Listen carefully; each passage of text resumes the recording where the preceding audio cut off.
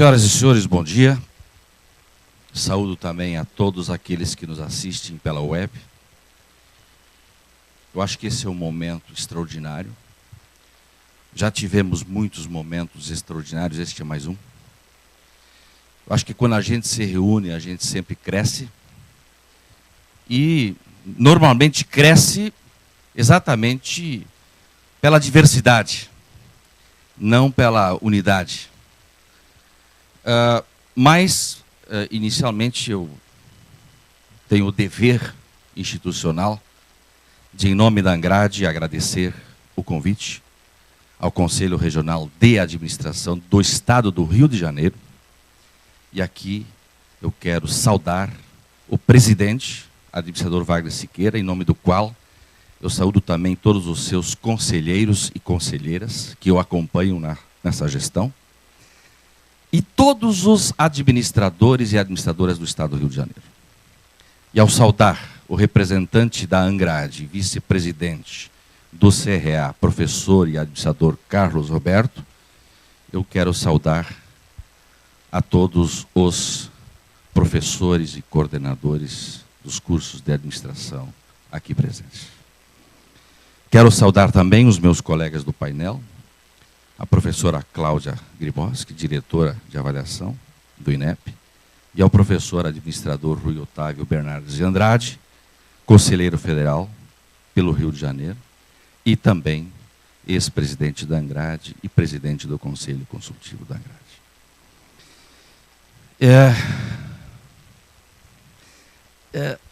Deixa eu pensar. Se eu pudesse, eu não falaria. Eu queria fugir. Ou recomeçar tudo. Eu vou começar dizendo o seguinte. Pessoas como a diretora Cláudia deveriam, quem sabe, ser o espelho do Estado. Porque tem a coragem de vir debater com a sociedade. Poucos são assim como ela. Ela está dentro de uma grande engrenagem. Ela é uma atora. Ela pode nem sempre pensar tudo o que ela tem que fazer e validar, mas ela faz parte de um todo. A ela, eu lembro de Paulo Wollinger, que também tinha o estilo de Cláudia. Era um parceiro e vinha discutir com a gente. Que pena, que são tão raros os que estão representando o Estado brasileiro e a educação. Eu vou aqui retomar as palavras do presidente Wagner ao parafrasear o que tem o nome do INEP, Anísio Teixeira. Valores proclamados e valores reais. Eu cada vez, a professora Cláudia já dizia isso ao Wollinger, dizia, que pena que o MEC não é aquilo que é dito no dia a dia.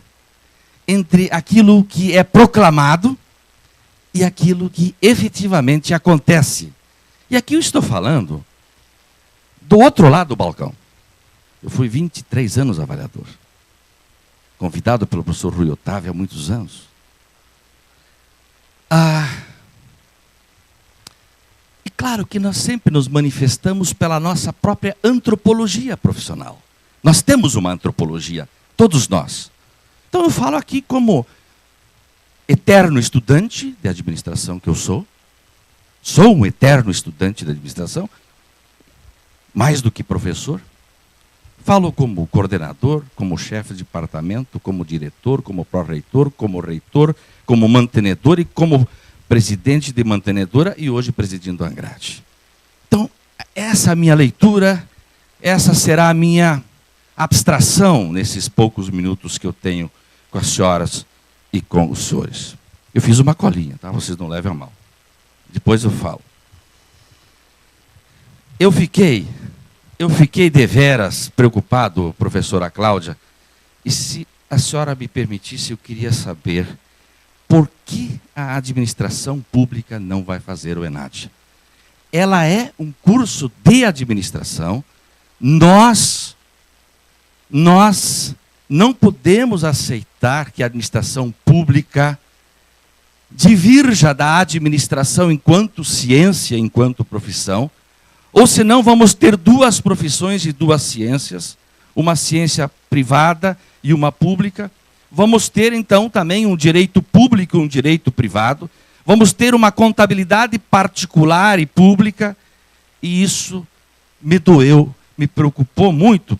Sabe por quê? Porque nós estamos, todo o sistema CFA, CRA e Angrade, numa luta ferrenha para evitar que a administração seja fracionada. Ela já foi com as habilitações. Nós, com a resolução 4/2005, conseguimos evitar o fracionamento da administração. E agora há todo um movimento no sentido de que tenha diretrizes para a administração pública. Nós conseguimos, via recurso, impedir a homologação destas diretrizes, tá certo? E agora, para minha surpresa, minha querida amiga Cláudia, eu sou surpreendido dizendo que a administração pública não vai. Por que não vai fazer?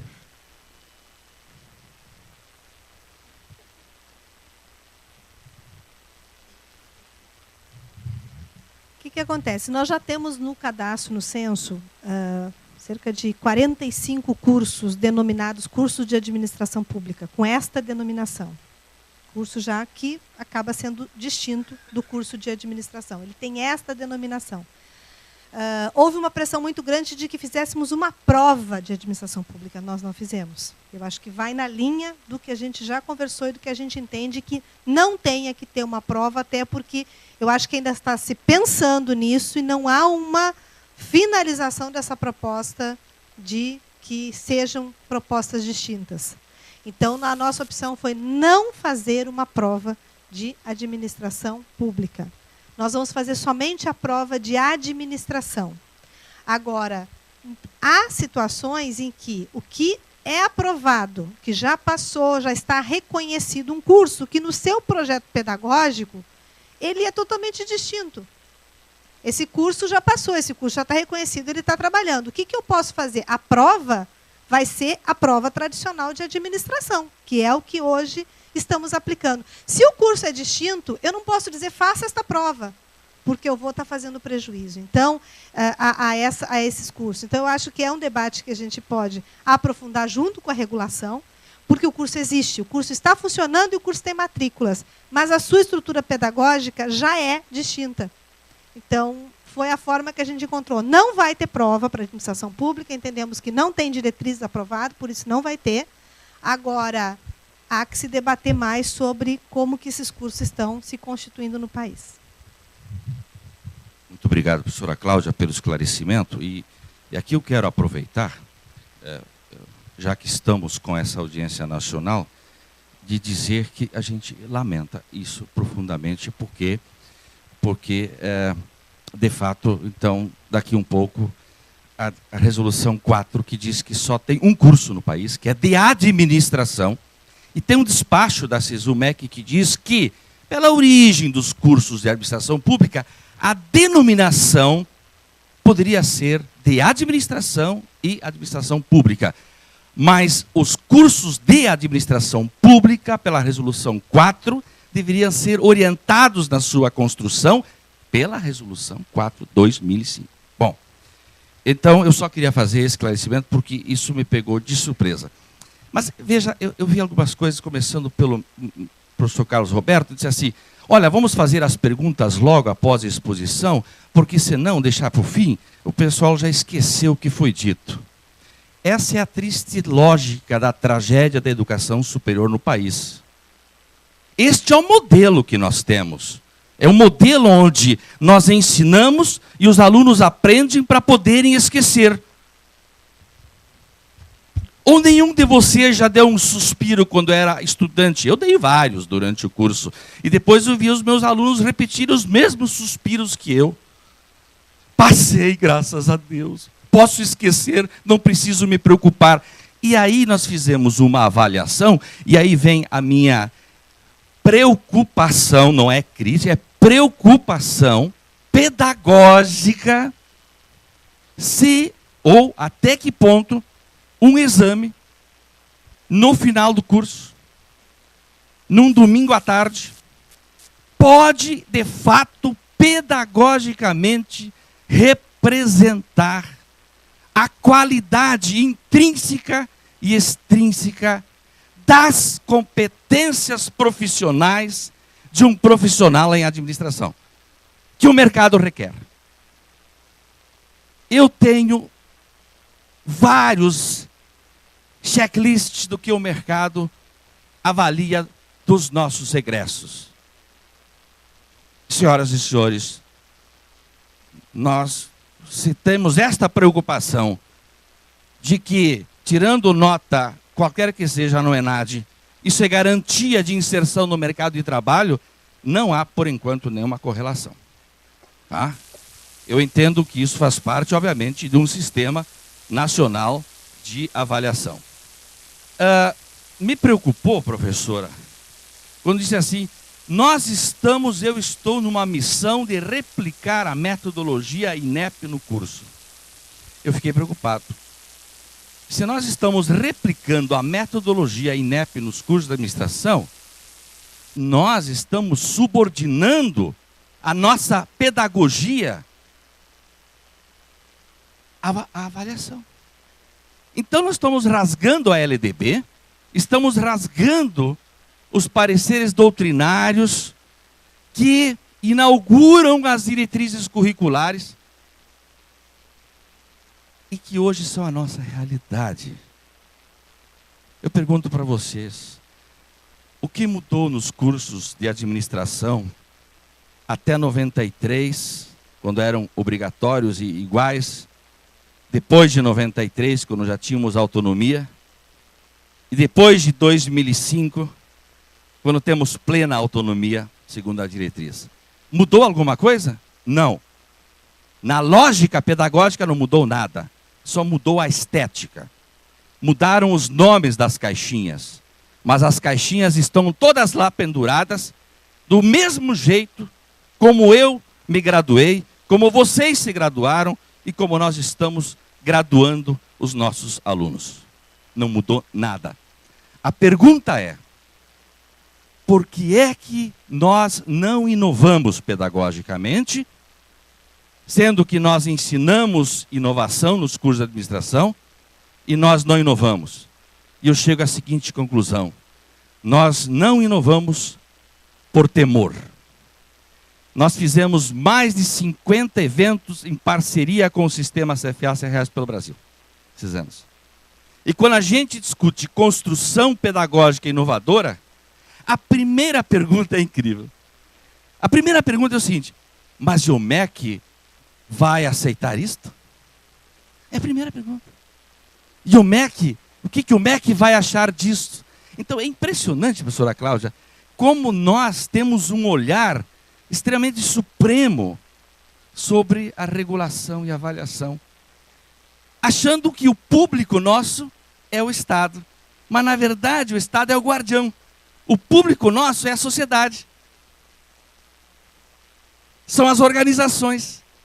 Então, de novo, nós temos, presidente Wagner, valores proclamados e temos valores reais. A concepção dos sinais é excelente, eu sou favorável à avaliação, nós temos que fazer avaliação permanente, mas não de resultados, de processo. O mercado faz 50 anos que não avalia produto. Avalia processo para um produto esperado. Qual é o nosso produto esperado? Eu pergunto para os senhores. Qual é o nosso produto esperado do egresso do curso de administração?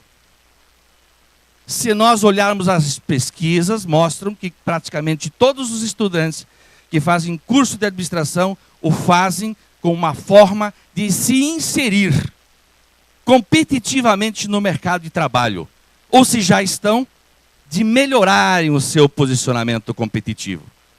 Aí eu pergunto, o que é que então a avaliação tem a ver com isso?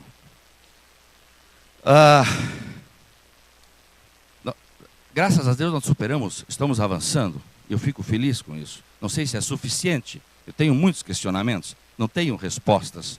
O bom é que estamos aqui para discutir e, quem sabe, construir respostas. Mas eu estava dizendo ontem, numa instituição que eu estava, que a mente humana é incrível como ela grava as coisas. E eu, por exemplo, eu tenho uma conexão neurológica direta com a empresa Júnior e Cheiro de Tinta. Fruto das minhas avaliações que eu fiz pelo Brasil. Por quê? Porque toda vez que eu fazia uma avaliação em loco e visitava a empresa Júnior, ela tinha cheiro de tinta. Isso ficou gravado. Impressionante isso. Ah? E não tinha nada. Mas era um requisito do instrumento de avaliação. E nós lutamos muitos anos para conseguir tirá-lo. Porque como é que eu posso usar a empresa Júnior como requisito de avaliação se é uma iniciativa dos estudantes? Não é da instituição. Ela é pedagogicamente relevante, mas ela não é da instituição. Ela é dos estudantes. Eu não posso punir a instituição em função disso. Mas são coisas realmente fantásticas que acabam acontecendo. E aí eu me deparei, e tenho me deparado, com uma inquietude, que eu chamo de uma inquietude dialética, quem sabe? Que é a seguinte, vamos ver se eu consigo dizer qual é a minha inquietude dialética. Nós temos uma diversidade pedagógica consagrada pela LDB e pelas diretrizes curriculares. Estamos de acordo com isso? Isso está consagrado. Mas, por outro lado, temos um centralismo da avaliação. O Brasil é grande. E o Estado brasileiro é grande. E nós temos, paradoxalmente, a diversidade pedagógica da LDB e das diretrizes, um centralismo. A pergunta é, e eu não tenho a resposta, a pergunta é, será que isso funciona? Será que isso vai dar certo? Será que vamos ter uma mesma régua para os vários Brasis? Por exemplo, nós sabemos que temos instituições que tiraram 1 e 2 no ENAD, tem um CPC baixo, mas tem uma relevância social extraordinária. Eu tenho medo de que muitas vezes a gente crie uma regra de exclusão e de exceção. Quantos milhões de brasileiros, ou milhares de brasileiros, certamente não teriam curso superior se não fossem escolas 1 e 2? Eu duvido que essas pessoas não melhoraram sua vida. Eu duvido. Enfim, é outra questão, já que nós estamos aqui para discutir e para conversar. Eu sei que a professora Cláudia também concorda comigo e ela sofre com isso também. Nós já falamos sobre isso. Quer dizer, para o Estado, a avaliação deveria servir como um processo educativo, de aprendizado, para definir políticas públicas. Mas, na verdade, na prática, do lado de cá, do nosso lado das instituições, não é isso que acontece. O sentimento nosso, e por isso o medo, por isso quando alguém fala em MEC e ENAD, todo mundo corre. Quanto tempo será que, numa escala de 0 a 10 do tempo, nós dedicamos a isto? E esquecemos dos nossos públicos que nós estamos preparando para a sociedade e para as empresas, para as organizações. Então, eu fico preocupado que quando, de fato, a avaliação deveria servir de input para um aprendizado, para uma mudança, para uma melhoria e para a definição de políticas públicas, hoje ele também é usado para punir. Serve para supervisionar. E isso gera medo em nós, porque nós não queremos jamais ficar abaixo de 3. 3 é o marco divisor, porque 1 e 2 vai nos deixar mal. Então nós fizemos qualquer coisa para ficar pelo menos com 3. Essa é a nossa realidade. Então se eu falar aqui, então vamos discutir uma concepção e uma construção pedagógica do curso de administração que atenda às demandas da sociedade. Diz assim, não, depois, primeiro eu preciso tirar 3. Depois eu até cuido disso. Né? Isso me preocupa. Como administrador, obviamente me preocupa muito em função disso. Então, nós vivemos um estado de temor. Há uma questão muito clara de que a qualidade, o padrão de qualidade, ele tem sido conceitualmente confundido com insumos para qualidade. Nossa pesquisa Angrade, CPC, ENAD revelou isso. Quer dizer, aquilo que a gente achava que mais doutores, mais tempos integrais alavancasse, nenhuma correlação estatística. Nenhuma. Apresentado no último Enangrade pelo professor Alexander Baird, que coordenou a pesquisa. Nenhuma correlação. Prédios, ar-condicionado, laboratório, titulação nossa, regime de trabalho nosso, tudo isso são insumos que podem levar à qualidade ou não levar à qualidade. E aí eu ainda não sei de que qualidade nós estamos falando. Ter qualidade é tirar 1 ou 5? Isso é qualidade? Não sei. Eu tenho minhas dúvidas, eu já manifestei isso, que eu tenho dúvidas sérias, de natureza ontológica, pedagógica, sobre isso. Como nós estamos numa comunidade intelectual diferenciada, superior, então eu posso perfeitamente fazer essas questões. Eu não quero me alongar, não vou usar tudo que eu apresentei, porque quando a gente escuta pessoas nos antecedendo, a gente tem vontade de rasgar a palestra, diz, putz, caramba, eu vou mudar tudo e tal, mas eu só vou pedir licença para o resto do meu tempo, para fazer algumas rápidas observações adicionais. Primeiro, novamente ressaltar essa parceria que tem varrido o país. Ela é fundamental. Convidar vocês para o nosso Enangrade, que exatamente vai tratar deste tema. A professora Cláudia já está intimada, ela sabe, é uma parceira. Né? 28 a 31. Eventualmente teremos que passar para 29 a 1º, porque colidiu dia 28, de forma inadvertida, com o segundo turno das eleições. Mas é avaliação e gestão do curso de administração, realidades e perspectivas. Nós estamos ainda, vocês têm um folder, flyer, na verdade, dentro da pasta. Vocês ainda podem submeter os artigos, termina dia 8, você sabe que a gente, no último dia, é o que mais submete trabalhos. Ontem já tínhamos mais de 200, chegando a quase 300 artigos submetidos, nas 11 áreas temáticas, que se apresentam para nós refletirmos, que estão todas ligadas à administração. Tá? Também aqui já fazer o convite para o EMBRA, para o Congresso Mundial, depois do Enangrade, aqui no Rio, 5 a 7 de novembro, Viva Rio, né? Discutindo a continuidade, né, da Rio 2012, que é a sustentabilidade. Né?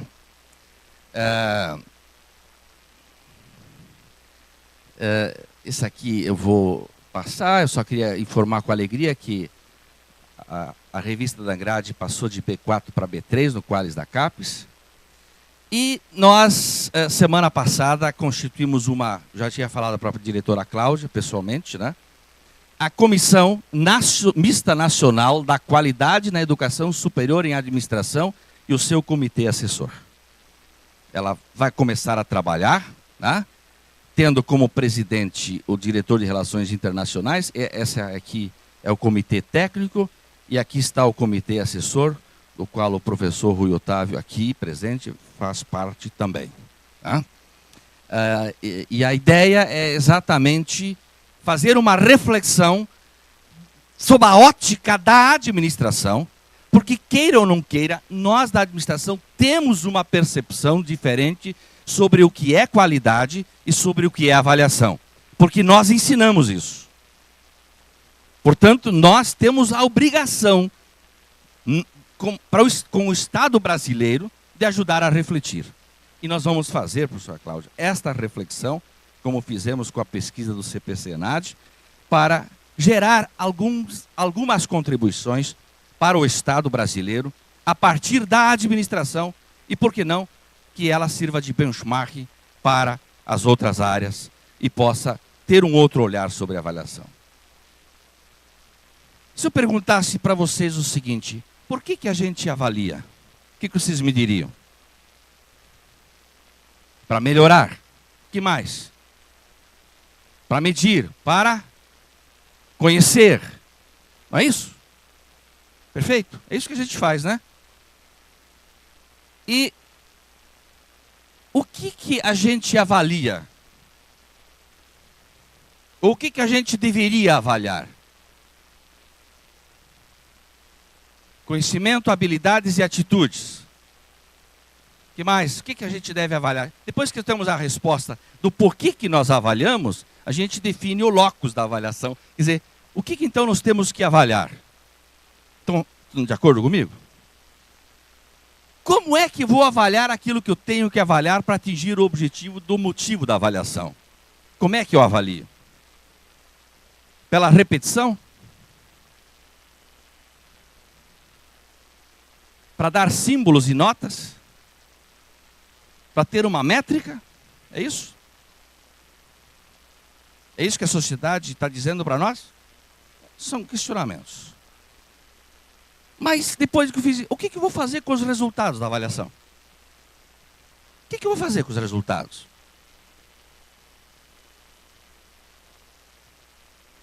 Essa é que é a questão. O que eu vou fazer com os resultados? Bem, nós não temos tempo. Eu tenho dito assim, ó, a academia, a profissão, o mercado e a sociedade deveriam ter parcerias e convergência nas ações. Certo? Na prática, aí vem o valor proclamado e o real, nem sempre nós temos isso em comum. Nós esquecemos muito. E não é uma crítica, é uma realidade. Acho que nós podemos mudar isso. Por que nós esquecemos bastante isso? No real. Porque nós ficamos olhando muito o marco regulatório. A academia, a profissão, elas ficam muito focadas lá. Não que não devam, até porque cabe ao Estado, pela Constituição, a fazer o seu papel.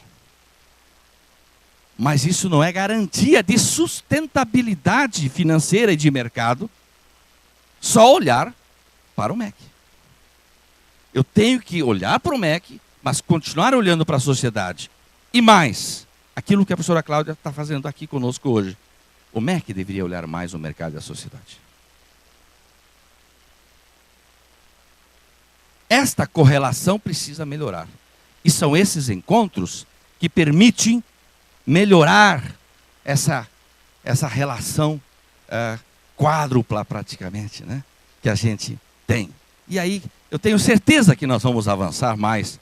E a avaliação começa a ter um sentido educativo para um aprendizado que gere mudanças e que melhore a qualidade de vida de todos os brasileiros. Se nós formos olhar, até pouco tempo, na educação, o Estado havia deixado de ser executor. Até o final do FHC, o Estado disse claramente na educação superior que ele não era mais executor, ele era regulador e avaliador. Com o advento do governo Lula, isso continua. Estou aqui relatando, não estou fazendo nem um juízo de valor. O Estado voltou a ser executor forte, porque a expansão da rede federal está crescendo, seja em campos de universidades federais, como também em institutos de educação tecnológica. Mas o Estado continua também sendo regulador e avaliador. Só que o resultado da avaliação nem sempre está sendo utilizado de forma adequada. E não é culpa da avaliação.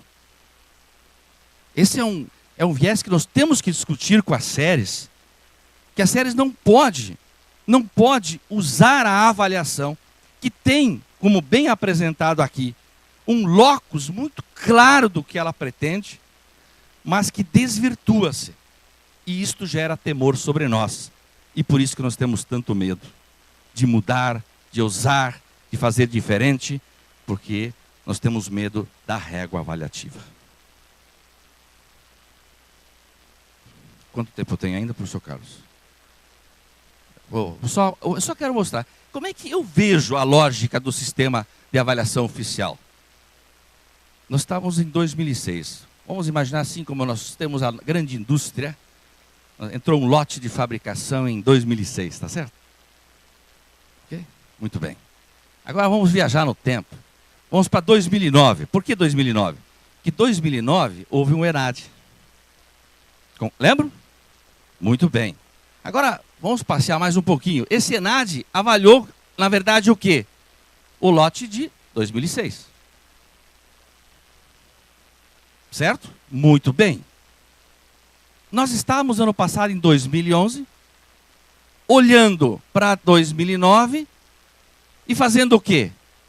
Avaliando, dizendo, aquele curso é ruim, aquele foi mal, aquele foi bem, aquele é ótimo. Foi isso que nós fizemos, tá certo? Na verdade, o que fizemos? Estávamos olhando já para 2009, porque os dados eram de lá.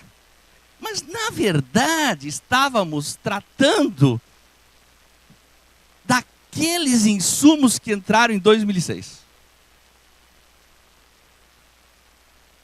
Certo? Bom, em 2011, esse aqui já está no mercado. Não tem mais o que fazer. Vejam, a lógica ela está muito focada no produto, enquanto que as organizações do mercado estão mais focadas no processo para um produto. Esse é um pouco do desencontro na nossa área, na área da administração. Isso que nós ensinamos também. Bem, mas aí entrou um lote em 2007, que em 2011, quando eu disse que estava errado aqui, esse também já estava no mercado. Esse aqui estava saindo. 2009 já estava lá na frente. 2010 também. 2011 começando. E já estava entrando de 2012. A pergunta é, lembram das 4 perguntinhas de antes? No nosso caso, da administração, o que nós vamos fazer com os resultados da avaliação? Essa é a minha... Isso me deixa louco como administrador, como professor de administração. Eu sei, eu conheço, e agora o que eu faço? Vou chamar de volta todos esses. Olha, paciência. Voltem todos, vocês têm defeito na soldagem, na pintura, na rebarba, aqui, tal, papa. Fazer um recall.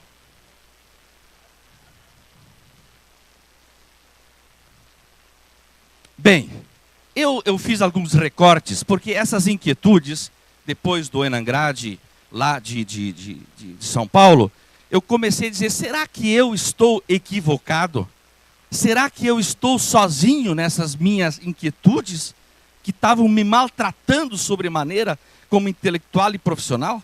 E eu fui buscar alguns recortes e reflexões intelectuais. Então, esses 2 colegas da UNOESC e FAEP São Paulo, diz o seguinte, recorte. Os processos de avaliação institucional e de gestão da educação superior são interdependentes. Ou seja, avaliação e gestão precisam caminhar juntos. Se houver avaliação desconectada da gestão, a avaliação perde o sentido na gestão dos cursos e das instituições. Então, primeiro recorte. Segundo recorte, da UNB, da Universidade de Brasília. A avaliação não se justifica em si mesma mas uma prática constitutiva de um processo mais amplo de gestão das instituições e a busca permanente da melhoria da qualidade. Outro recorte que vai nesta linha. Então nós temos que responder se a nossa avaliação, de fato, permite isso ou não. E a mesma coisa vale para nós com os nossos alunos. Eu ainda acho que nós avaliamos nossos alunos errados. De forma errada. Por quê? Porque nós avaliamos por símbolos e notas. A prova está que eles não podem fazer prova com consulta. Porque nós queremos que eles reproduzam o que nós achamos verdadeiro. E que tal se nós, professores, tivéssemos que preparar nossas aulas sem poder consultar nada? Seria a recíproca verdadeira também? Entende? Então eu acho que nós temos alguns vieses pedagógicos, tá? Que nos leva a um repensar profundo sobre a lógica pedagógica que ancora os cursos da administração, consequentemente a aprendizagem que eles geram, o valor agregado à sociedade que eles geram e a avaliação ao qual eles são submetidos. Eu acho que tudo isto está no bojo, ou deveria estar no bojo, das nossas preocupações. Falamos muito em qualidade, o tempo todo qualidade. A qualidade, eu usei 3 aqui, rápidas abstrações. Qualidade está ligada a desempenho. Está certo? Não podemos negar que a qualidade está ligada a algo dinâmico, que é desempenho. E esse desempenho ou provoca satisfação ou insatisfação. Certo? No fundo, a gente diz esse curso tem qualidade porque é sinal que ele atendeu a algo esperado, tá certo? Só que o que é esse algo esperado? Quem define esse algo esperado? Aonde está o locus do algo esperado? Onde está a gênese desse algo esperado que possa ser contrastado com a dinâmica do desempenho, do resultado, para dizer este resultado está compatível ao esperado? Essa é uma outra discussão. Como se define essa gênese? Pode ser que qualidade é ausência de deficiências, mas deficiências comparada ao quê?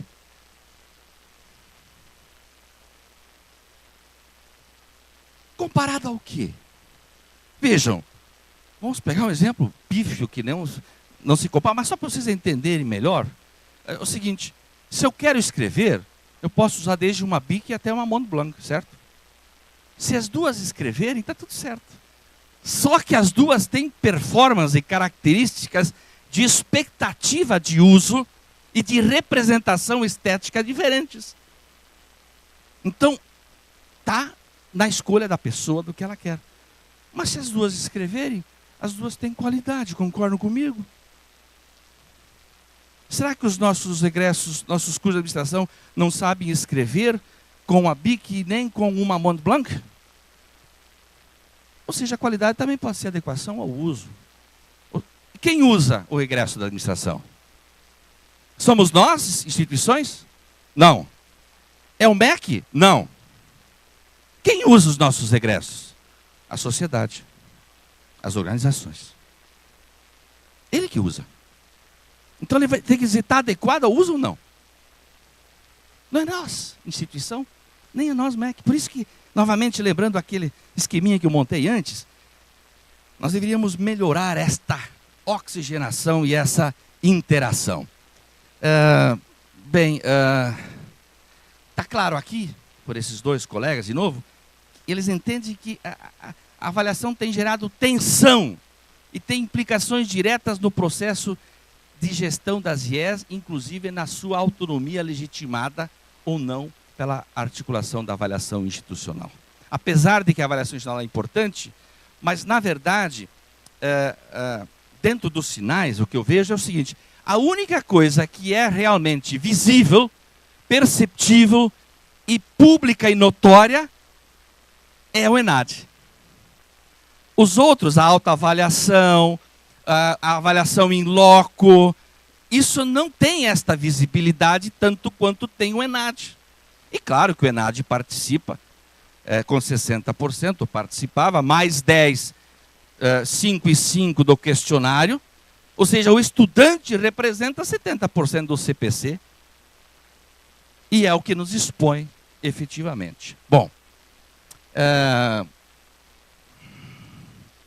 eu aqui fiz um recorte da Sandra, da USP, que fala muito da questão do processo, da avaliação institucional processual do PAIUB.